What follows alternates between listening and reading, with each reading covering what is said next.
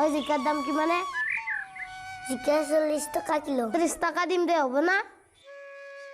35 টাকা আলি নিব পারবি। সেই নাংগে দে ইমান দাম।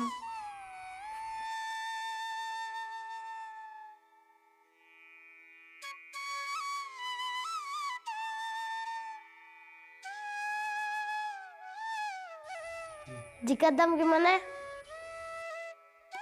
ও জিকার কিলো 45 টাকা। হ'ব দে 40 টাকা দিম দে। দাম কম নহয়, ললি ল নহ'লে বা নাই আৰু।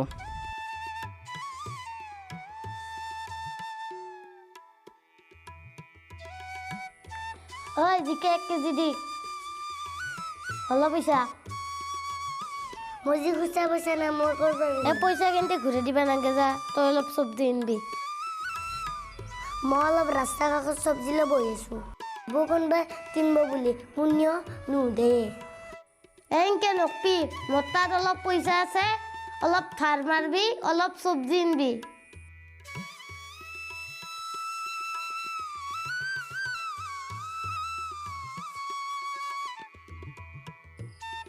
দেউতা মোক 500 টাকা দিয়ে।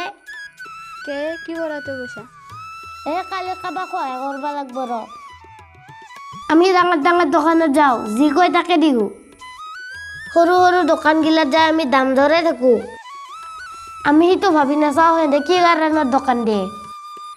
সিহঁতৰ কাম নাই, চাকৰি বাকৰি নাই, সেইকাৰণে দোকান দি চলি থাকিব লগা হৈছে। তাতে আমি দাম দৰ কৰি থাকোঁ, সেইটো ভাবি নাচাওঁ।